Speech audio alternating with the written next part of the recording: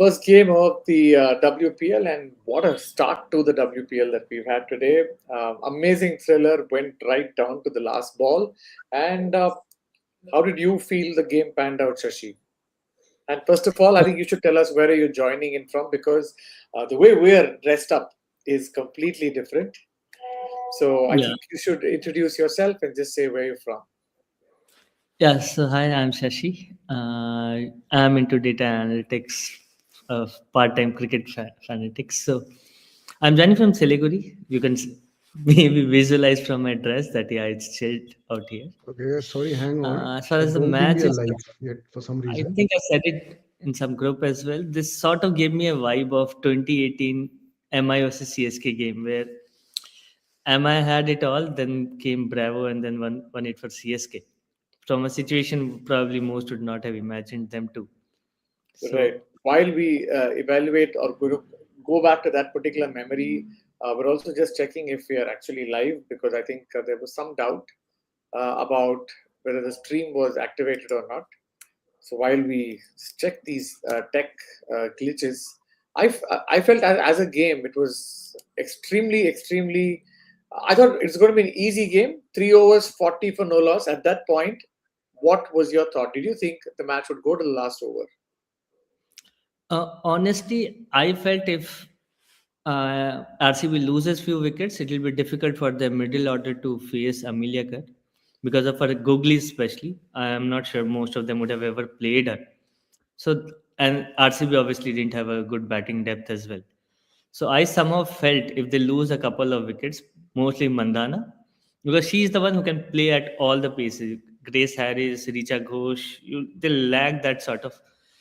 I would say that I know what they Elise just Perry brought, right? But Elise Perry could defend at the same time attack. So if yeah there was like a crisis situation, she could bat at the same time, finish the game. But yeah I think Nadine de Klerk did that very well. I had the same fear yesterday on the podcast. I was just speaking the same with Shashank also. But Shashank said, no, doesn't matter. We are covered. If Elise Perry is not there, we have this powerhouse combination of Nadine de Klerk, Richa Ghosh. But it ultimately the story went out well that RCB won. It was a great game, but I think a huge chink in their armor. I don't think RCB can chase confidently with this kind of a team selection. Where do you think the team selection was flawed, despite the fact that they won today? I think they focused a lot more on bowling. I read it somewhere that Mandhana told them that yeah they've spent enough on her, Richa, and Perry, so they should now focus on bowlers. And I don't see there enough depth in the batting, not just in the 11, but even in their squad. Like apart from Georgia Wall, whom they should have ideally played in place of Lindsay Smith. Otherwise, I don't think they have the depth. So they focus too much on the bowlers. And in terms of Manjrekar, some bits and pieces, I would say Radha Yadav doesn't fit in their side. If they would go for Lindsay Smith, I don't see why she. I don't understand why she played, given the reason they would need two left arm spinners. So I think they have gotten a very wrong squad altogether. They are very heavily dependent on Mandhana probably to take them through on most occasions.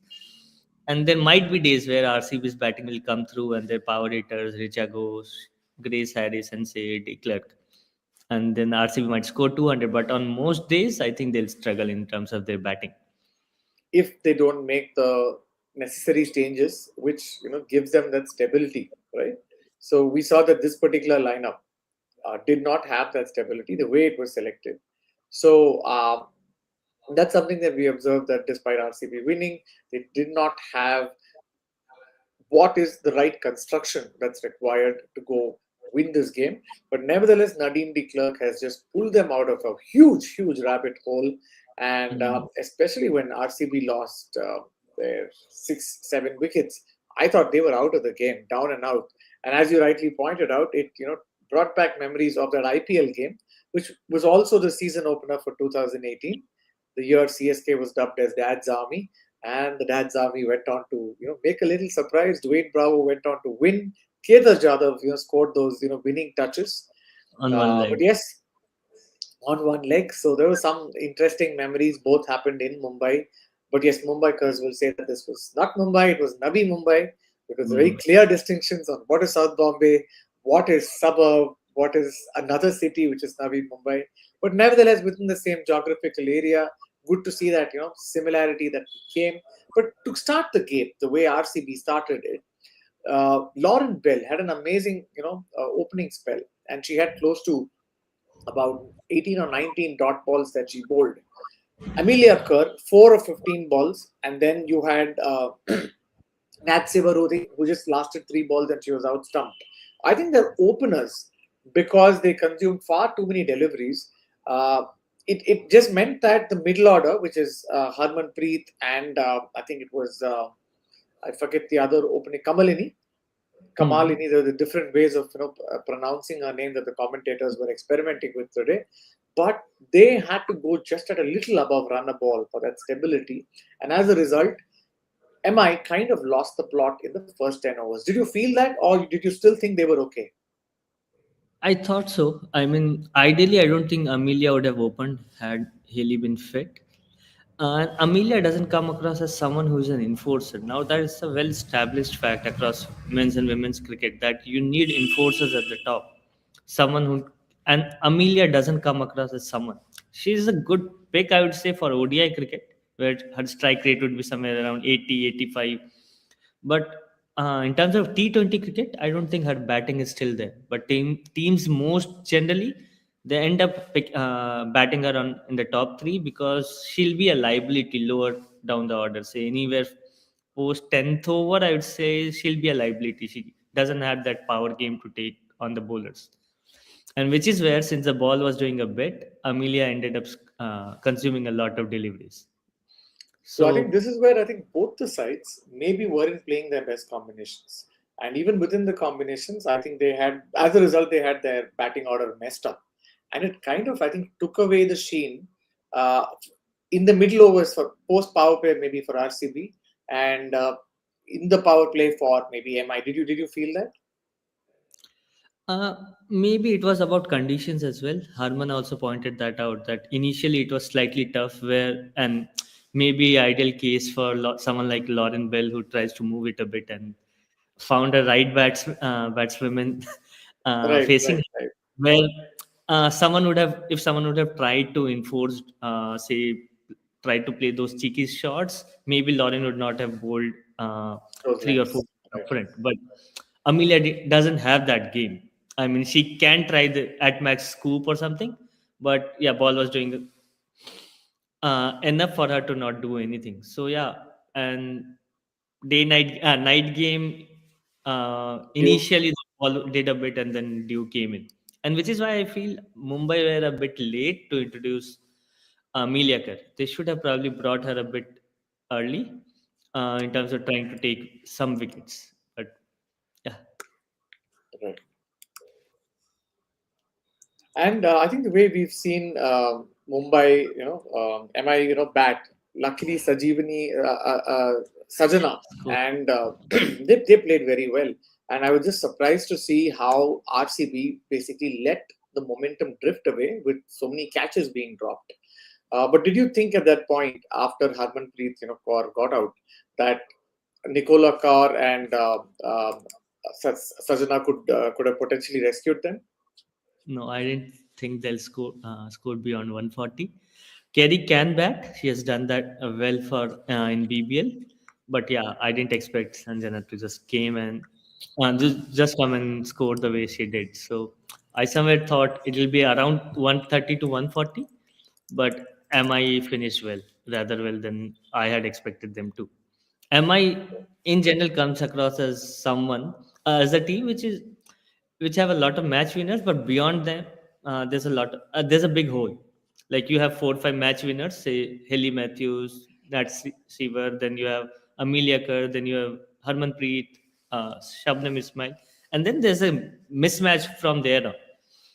But today the youngsters stepped up. Maybe once Haley Matthews comes in, there'll be a better side because she's someone who can take on the bowlers. I'm sure if she was here, she would have stepped out to Lauren Bell.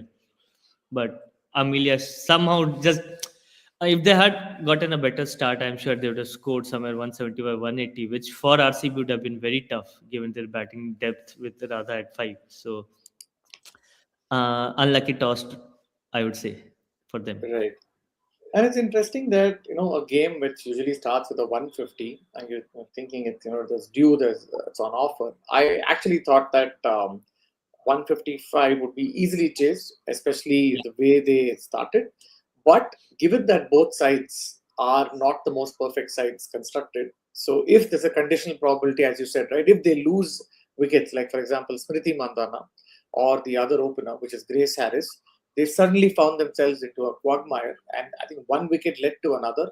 And I think it was so embarrassing to see Radha Yadav bat so early.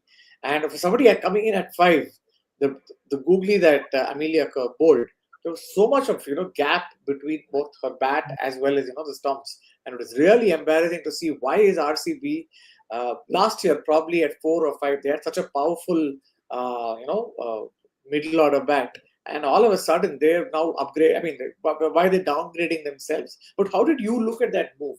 Was she the only person that they could have sent at five?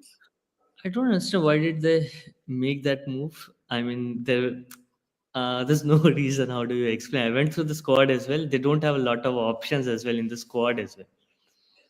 So with Perry out, that has clearly messed around with their combination. So what they have gone ahead with, they have way too many bowlers. I think they have 8 bowling options, and And talking of similar matches, right? I'm actually reminded of a game where India played Sri Lanka, the men's game in a T20I, where I think we had 8, 9 bowlers.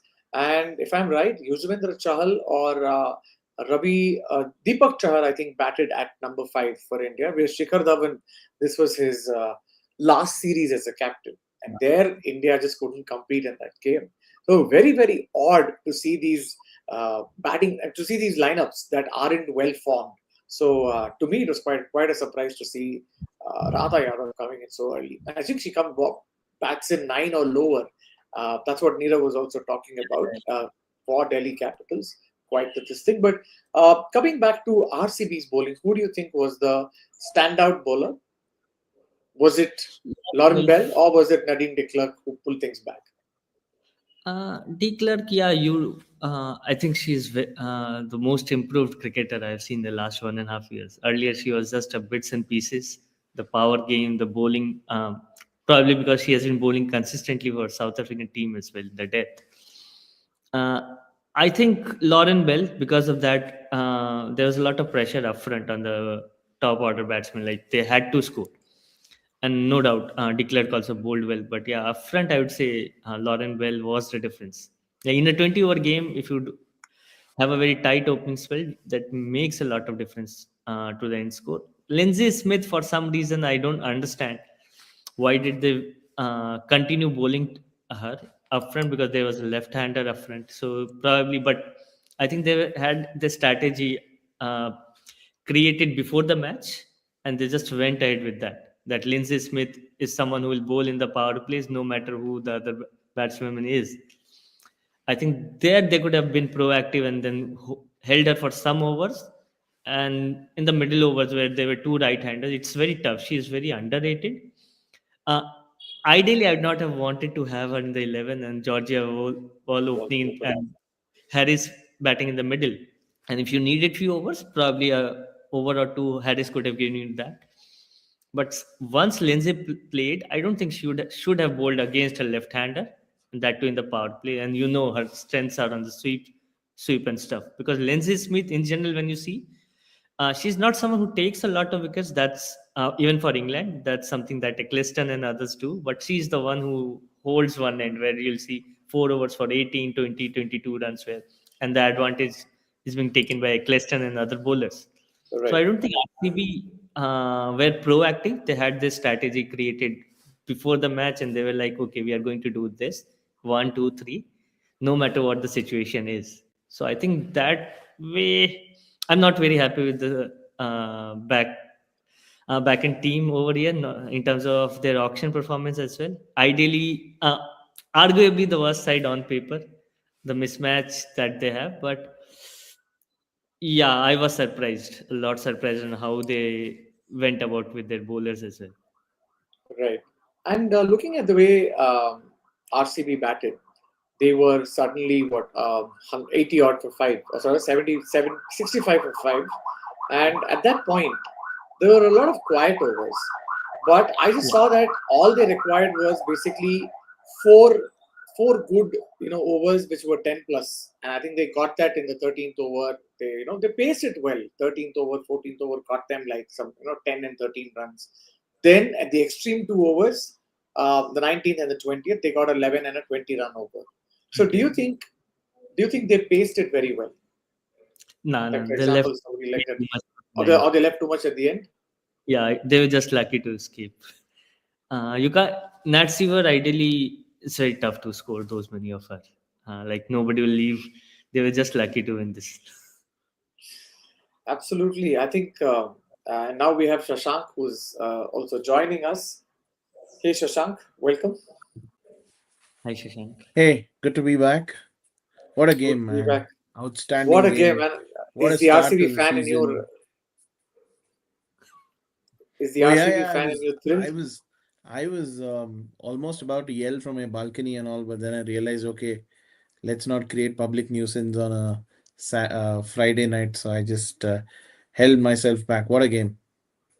How many people from your balcony went out to the balcony and yelled? Because I remember you I put a video back when RCB won the IPL saying, "Look at my balcony, people are yelling." Did that happen?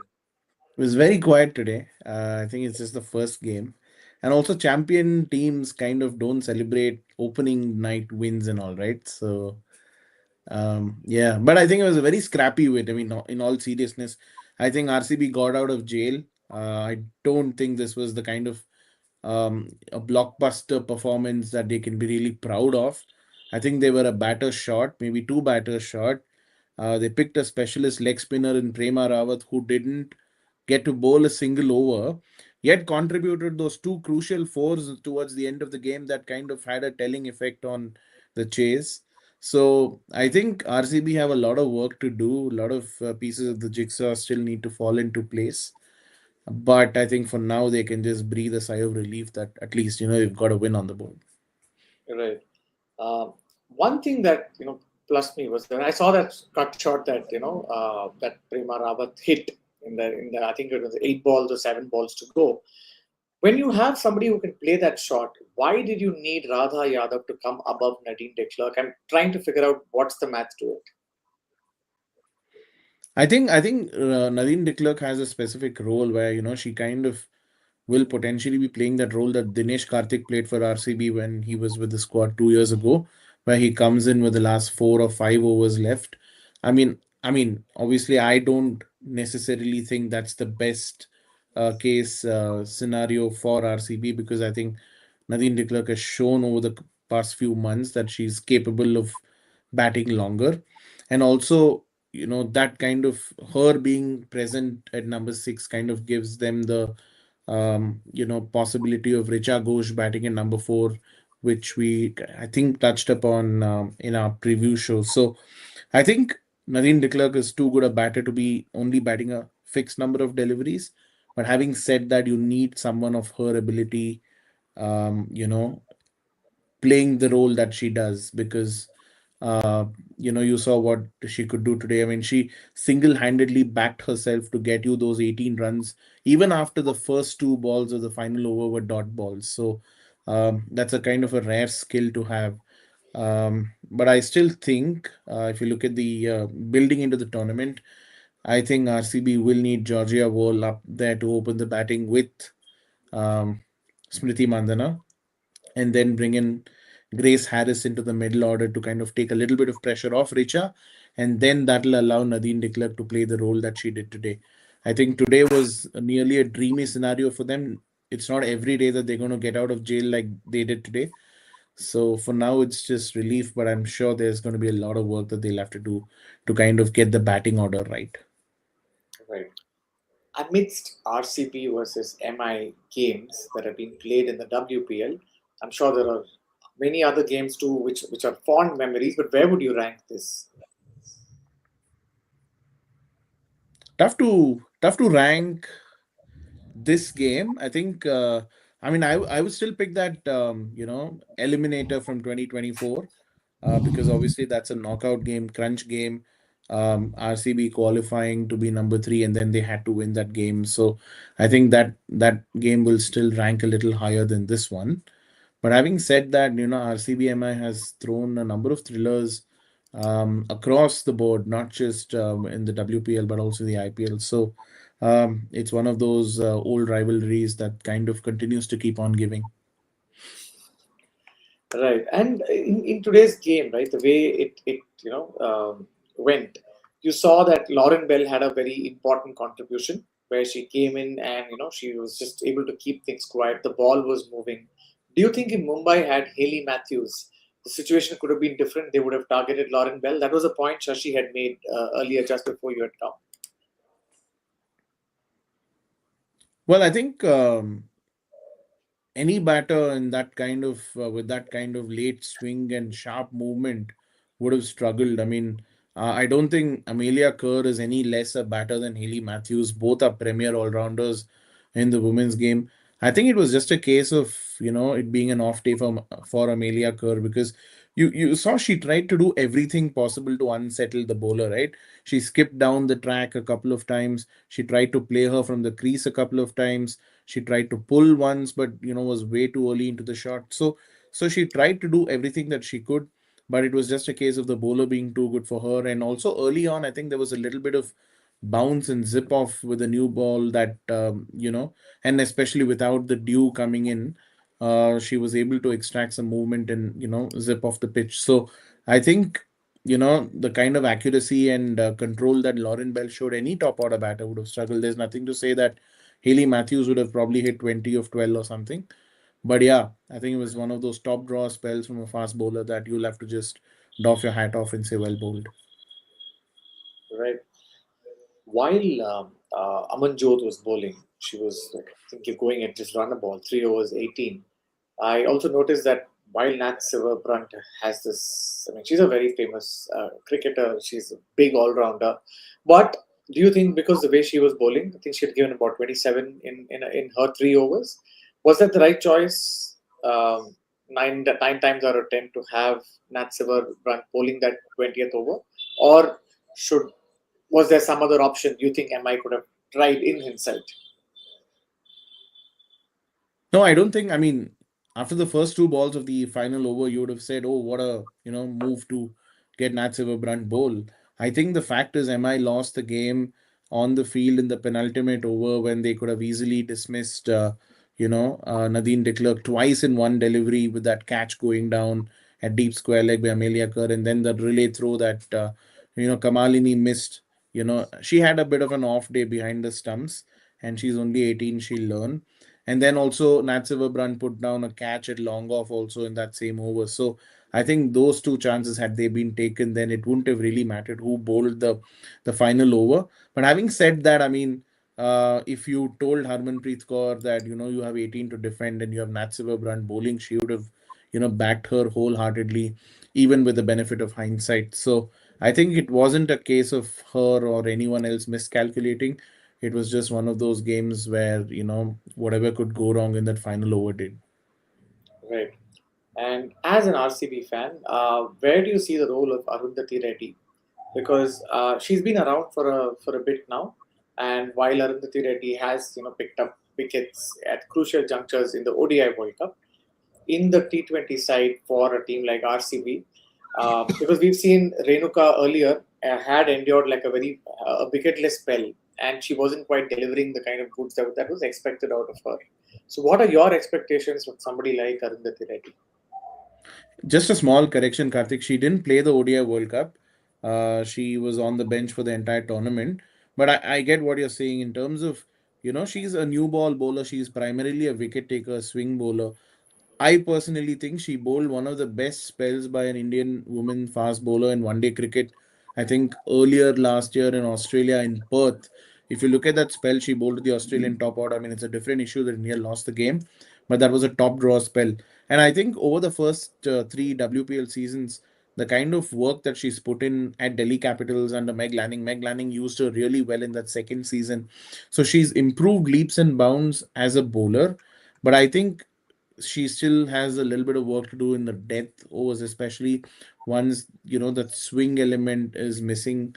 So I think that's one area that she really has to work on. The one area that she has worked on, however, is the batting, and we saw glimpses of that batting coming through. I mean, she had the presence of mind to build and bat along with Nadine Declerc. Not that T20 cricket gives you a lot of opportunity to build an innings, but having said that, she at least knew that probably the batting after her was a lot more thinner than it couldn't have been a lot more accomplished than that. So she held her nerve, and she showed that composure to play through that 52 run partnership to take RCB closer. So I think she's worked on her batting. Bowling is coming along pretty well. I think with more opportunities and exposure, she'll get better. It's just a case of the more you play, the better you will get. Right. And we just had one comment coming, and that was from Varnata Singh. And Varnata Singh says RCB messed up the batting order and even the selection. So, yeah, I think that's the same thing that you were also observing, right? With Georgia Wall potentially, could have played, but RCB decided that they wanted both two similar, type of bowlers. And as a result, I think both of them bowled 2 overs each, right? Yeah. The one thing that I think RCB will have to eventually at some point take a call. I know it's too early into the season, but I think by picking Hemalata ahead of someone like Gautami Naik, they've backed experience. Hemalata has obviously played a little bit of international cricket. She's been in the domestic circuit for a lot longer. She had a stint in the WPL with Perth Scorchers for one season, so she's got a little bit of experience. And but over the first 3 years, she hasn't done anything of note in the WPL that says that okay, this is a talent worth backing.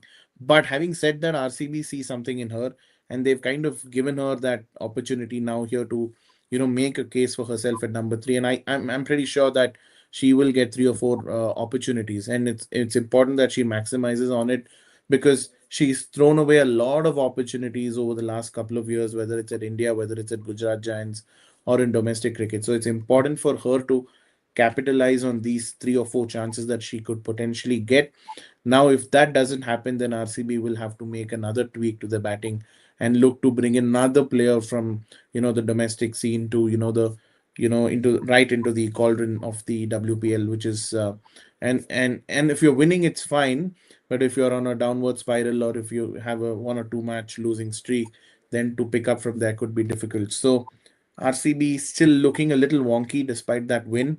So yeah, we'll have to wait and see how this goes. Right. I'm going to pick one moment from each of you. I'm going to go with Shashi first. Shashi, what do you think was the turning point of the game? Like Shashank mentioned, I mean, way too late, but those dropped catches, I think those were easier ones, should have been taken. Probably that's where somewhere you felt okay, maybe RCB will just go through. I understand 18 of the last over against Nets. It's not Right. that easy, but I felt yeah, those two dropped catches, yeah, match complete turned from there. Yeah, I probably also agree. I think all of us are in unison. Is that also the same with you, Shashank? Is there any other moment that you would have felt was the turning point in the game? Uh yeah, the final two was 29 of 12. First, catch goes down in long off. Fourth ball, two chances missed of the same ball, and then one thing leads into the other, and then that boomerang finish from Nadine de Klerk. So yeah, the last couple of overs, a little bit of madness from Mumbai Indians on the field cost them the game. Right. And was it a sense of deja vu for you? Because I remember some time back, November 8th, 9th, that was then when the final was. And I was in Levi Patil, and I think it was Nadine de Klerk who was batting in that chase. She wasn't able to, finish that chase. But in this case, she was able to. So I was generally feeling that sense of deja vu, that okay, maybe she's been in this similar situation, though different formats, but she emerged out victorious today. So, funnily enough, I was writing the match report for this for Cricinfo, and I had two versions ready, two intros ready. One intro said that, Nadine de Klerk, did what she did against India at the World Cup, eerily similar circumstances, same kind of, flow of the game and all that. And then the other report was Meili Kerr couldn't lay bat on ball when she batted, but then her two massive strikes with the ball kind of, proved that how the game is a leveler, and that kind of helped Mumbai bounce back. So as the game was going on, I was bashing out two separate intros, and then that drop catch happens, and then I stop writing completely, and Right. then 6-4-6, and I'm like 2 of 1. Okay, let this finish, and then I started writing. So I think Nadine de Klerk, I kind of knew that she's capable of doing it, but to pull it off in the way that she did, backing herself single-handedly. I mean, 18 of 6, a dot ball, 18 of 5, then the next ball goes for a dot, then you think that maybe it's going to be a case of you hitting two fours from here and then falling one boundary or 1-6 shot. But then from 2 of 1, the composure that she showed with the field in, because that can also be very tricky at times, right? Right. Because you don't know whether you want to play for the boundary, or you don't know whether you want to take the game into a super over and then chance yourself there. So all sorts of things can go on. So for her to hold that composure and show what she did was pretty incredible. Right, and I think that was an amazing innings, and I was just pleasantly surprised. And there's part of me that was saying that, hey, is this similar to Vizag where she won the game, or is it going to be like DY Patil where she stayed till the end? Unfortunately, it had resulted in that catch. So I thought it was redemption of sorts for Nadine de Klerk, but it was an amazing finish, and that's the WPL starts off to it had a great start, great blockbuster start. What do you think is the what's on offer for the next game? Mumbai have less than 24 hours to bounce back, right? I mean, they have a game right up tomorrow, so that's going to be a pretty tough one. So yeah, looking forward to that match. And also, I think UP Warriors start their campaign, as we've all spoken about. I think they are a gun team, and this is finally their time to come into the limelight and show the world what they can do. 3 years of ordinary results, but I don't think that's going to remain that way for too long. Right, and yeah, tomorrow UP take on Gujarat. That's the first game at 3:30 of the doubleheader weeks. The doubleheaders are going to be only in Navi Mumbai, not in Vadodara. And of course, at night we're having potentially a repeat of last year's finalists, which is MI and DC. They square off, and yeah, looking forward to see how these rehashed sides are essentially going to play out. So let's go over the quick round of predictions. Who's going to win in the first game? Who's going to win the second game? We're going to start with Sashi. UP. I mean, they should win the first game easily, I believe. Okay. The second one. I'll back MI. Okay. Given the way their youngsters played, I don't think they'll have their such off days in the initial power play phase. I think Right. MI can get. Okay. I'm going to go with UP2, and I'm going to go with DC. What about you, Shashank? I'd like to champion the cause of the underdog, so I'm hoping for Gujarat Giants to cause a bit of an upset in the first game, and also DC off the mark against MI in the second game. So you have a situation where you could potentially have the defending champions be two down or two games out Right. in the first 2 days, but I think Mumbai is still a quality side to bounce back from there. Right. It was yeah, first day done and dusted at the WPL. Thanks Shashi and thanks Shashank for joining on this chat at the Cow Corner Dugout. Look forward to more conversations over the course of the WPL. Thank you and good night. And do subscribe as well, guys. Yes, please do subscribe to the Cow Corner Dugout, and we're there on Instagram. We're also there on YouTube. We will be going live for almost all matches every day for the next month. So look forward to your conversations, your support, and please subscribe to the channel. DC is playing tomorrow, and you have a Jemima Rodriguez mug to win as well. So don't forget to tune in and watch the show and you know participate. And Yes, and it's up for that's another grabs. thing up for grabs. So there's a Jemima Rodriguez Cup signed cup from the Breakfast with Champions episode, which Nirav has it, and Nirav is going to present it to somebody who's going to predict who's going to be the winner. So if you've watched this video, even if you're watching it live or you're watching it on YouTube, the next morning, please do comment with who you think will be the eventual WPL winner. And if your answer matches with what the actual winner is, you're in line to be, the list of all people from whom we will select one, and that one winner will get merchandise from Jemima Rodriguez, and you can have the same coffee as Jemima Rodriguez, potentially. So yeah, so that's it for now. Good night to everybody. Thanks to the people who've tuned in, and hope to see you tomorrow.